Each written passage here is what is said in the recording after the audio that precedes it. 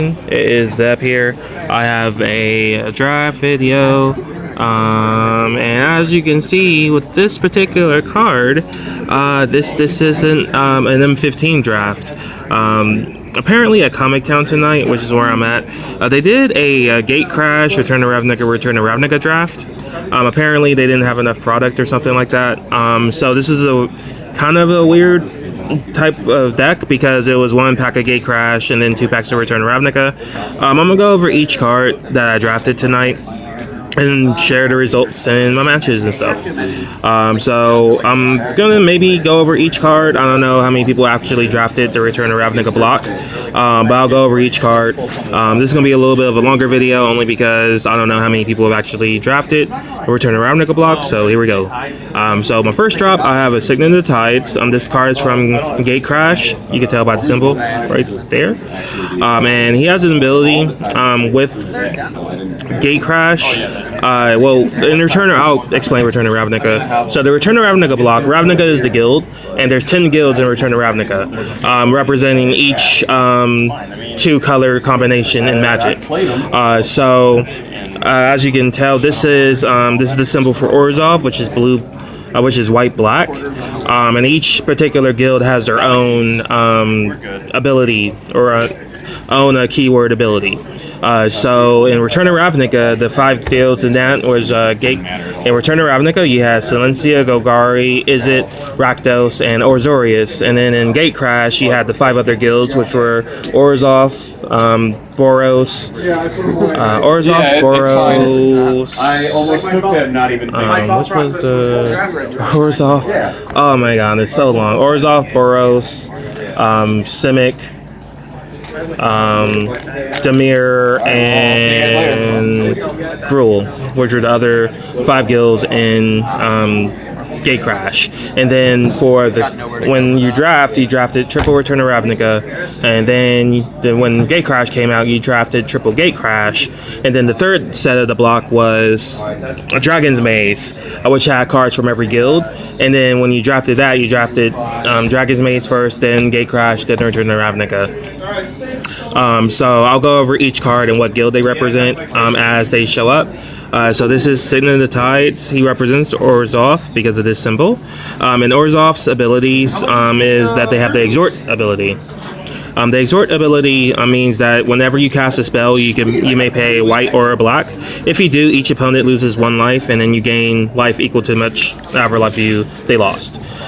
So with drafting Orzhov in Gatecrash, basically getting a lot of creatures with Exhort and having a lot of cheap creatures and multiple Exhort triggers, you drain a lot of life and you gain a lot of life, and you end up winning that way by stalling. So this is one of the cards. It's a human cleric, 1 white, 1 colorless, 2/2. Pretty good creature. Nothing really too plain except for the Exhort trigger, which is pretty cool. 2 of those actually. Aha. And then I actually this is Azorius Arrestor. He represents Azorius, obviously because of the name. And this is the Azorius symbol. And Azorius' ability is Detain. So whenever you play a creature, it enters the battlefield, you detain the creature, which means that they can't attack or block, and their activated abilities can't be activated for that turn. So until your next turn. So if you play a creature like this on turn 2, turn 3, you already have an attacker. You target their creature can attack or block or activate their abilities. You swing, and then on their turn, they still can't attack and activate their abilities. And then back on your turn, they're able to activate their abilities or block. So pretty neat ability. I only have 1 of these. And I had a Keen Apparition. This particular creature doesn't have a guild to represent, but it's a 1 colorless, 1 white. It's 2/2. You sacrifice it. You can destroy a target enchantment. And then this is Gatekeeper Vine, one of the best cards in this set, mainly because with this particular format, because of all the color combinations, there's these things called gates. And what Gatekeeper Vine does, he's a defender. When he enters the battlefield, you may search your library for a basic land card or a gate card, reveal it, put it in your hand, and shuffle your library. So these are 2 of the gates that I ended up picking up. A Silencia Guild Gate. They enter the battlefield tap, and then you can pay for whatever color the guild represents. So these are Silencia and Golgari Guild Gate. which is Gatekeeper Vine. You can pretty much find your fixing, which is really awesome. And then for my black cards in 2-drop, I have a Dagger Down Ilk. It's a 1-drop creature with lifelink. Well, 1 black, 1 colorless lifelinker. It's a pretty good card on its own. Helps you gain some life, especially with the exhort triggers that you happen to have, and you gain some life by swinging and gaining a little bit of a life gain to help you stabilize. I had 2 of these.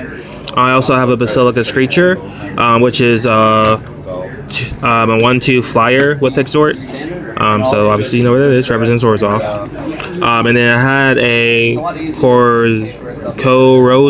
Rosda Guild Mage. And each guild has their guild mage, which is basically an uncommon creature that's usually, I think all of them are 2-drops. One of each of their colors. With this particular guild gate, this is the Golgari Guild Mage. And the ability is that you pay 1 black, 1 green, 1 colorless. A target creature gets +1 and gains Intimidate till end of turn. And then its second ability, where you pay 2 colorless, 1 black, 1 green. You sacrifice a non-token creature and you put X +1/+1 creatures, sapperling green creatures on the battlefield, where X is the sacrificed creature's toughness. So I ended up using the first ability quite a bit, because so far in this particular with the creatures, a lot of them are monocolored, and so you're able to kind of swing out, and you're able to swing and make ability. And you can even target itself, so which is really kind of cool. And also with some of the other gold creatures in the set, it doesn't really matter as far as the Intimidate. But you get some extra damage in, so it's a pretty good card. And then for my 3-drops, all my 3-drops are multicolored. I had a Centaur Healer, which represents Silencia. You can tell by the Silencia symbol, and the fact that it has green-white, which is Silencia colors. When it enters the battlefield, you gain 3 life. So it's a 3/3 Centaur for 3, which is really, really good. And that gaining life is pretty nifty as well. One of the best commons in Return to Ravnica, if not the block. And then I also had a Trestle Troll, which is a defender, which has reach, and you can regenerate it for the same amount for the mana that you pay to actually cast it, right there.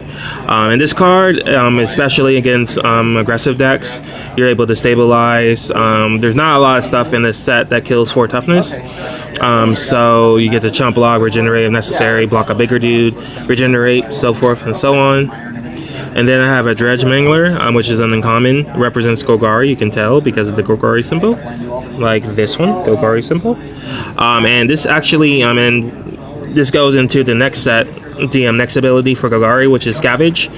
So if this creature is in the graveyard, you exile it and you put that many +1/+1 counters on equal to the card's toughness. And you can only scavenge as a sorcery. With Scavenge, you scavenge for 1 black, 1 green, and 3 colorless, and you put 3 counters on whatever target creature, and you exile the creature. And he also has haste, so on turn 3, you can pay 3 mana and attack with a 3/3 with haste, and then if it dies, you get to have some value and scavenge onto another creature, which is pretty awesome. Then I have an Ogre Jailbreaker. This card is a defender, 1 black and 3 colorless for a 4/4, and you can actually attack with this creature if you control a gate. So if I have one of these gates out, and I can attack with it, so it's pretty cool. I have actually 2 of these as well. And then I have Armory Guard, and it has Vigilance as long as I control a gate. He's a 2/5 for 1 white and 3 colorless, and so you get to attack with them with the gates, so it's a pretty good card. And you also get to sack these defenders to the Guild Mage's ability, where you can sack it and you gain a bunch of sapperlings. So if you need some chump blockers, or if you're about to swing out and you need more creatures that actually do damage, you have that ability. And then let me go into my non-creature spells. I have a Smite, which is a 1-drop, 1 white instant, and you get to destroy a blocked creature. So if your opponent's attacking, they have a really big dude, you can block it, and then before damage is declared, you can actually destroy it. Or after damage is declared, during the combat phase, you can still destroy the creature. So it's a pretty nifty card. A lot of people don't really expect this card because it destroys the block. You don't even have to do damage to the creature that is being blocked. You just kill the blocked creature. It's pretty cool. And then I have a Devour Flesh. With Devour Flesh, it is a 1 black, 1 colorless spell. Target player sacrifices a creature, then gains life equal to that creature's toughness. So with this particular card, if they have like if it's a slower deck, they play a creature, you have them sack it, they gain some life, but you're going to be doing a lot more damage, and it kind of gives you board advantage. And then I have the Silencia Charm. And another thing about this particular block is that each guild had their charm. And the charm gives them, it actually has 3 different abilities. You get to choose one.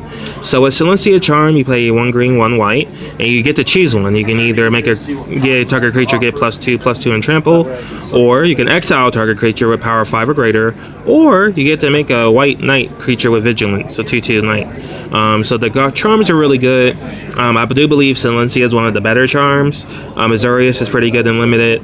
All the charms are useful at some point, but I think Silencia is one of the best charms. And then Stabloom, which actually looks familiar. This is actually the set I believe that Stabloom came from, and this is actually a common in Return to Ravnica. And in M15, this actually is an uncommon. I think it's because the fact that with Return to Ravnica with the Return to Ravnica is actually a lot of higher toughness creatures, and in M15 there's not really that many high toughness creatures, and the creatures with the high toughness are actually creatures that affect the board. So you put a Stabloom on it, a enchanted creature gets -2/-2, and at the beginning of each creature's upkeep they lose 2 life. I got 2 of those, so that's pretty cool. And then I have a Gift of Orzhova, which is a enchantment for 1 black or 1 white. You can either play a black or a white for the 2, and then 1 colorless. And this represents Orzhov with the Orzhov symbol, and you enchant a creature. The creature gets +1/+1 lifelink and flying, which is a really good combination. And then I have 2 common bonds, which is a Silencia card. You play 1 colorless, 1 white, 1 green. You put 1 +1/+1 counter on target creature. Put 1 +1/+1 counter on target creature. So with this card, you select 2. You can select 2 targets. You can select same target on. You can select the counters on both on 1 target, or spread them out between 2. So this card is really good, and I also have 2 of those. Haha. And my last card is a Launch Party, which is a really good card because you get to sacrifice a creature and destroy a target creature, and then that controller, the destroyed creature, they lose 2 life. So. And then for my lands, I got my lands over here, blah, blah, blah. I ran 5 plains, 5 mountains, 4 forests, and then 2 the guild gates. So I had 6 of each source, but I was running 16 lands tonight. So my matches went pretty well, obviously because I had a lot of 2-drops that actually affected the board the later the game went. And then my only loss was during round 2, where I actually misplayed. He had a couple creatures out, and he had the 1 creature that gave all your tokens +1/+1. I ended up blocking the creature that got the boost, killed my creature. He bounced a previous creature to my hand, to the top of my library, and I ended up losing in game 3. But all my other rounds, all but 1 went to. All my other matches that I won, only 1 other match went to game 3. All my other rounds went 2-0.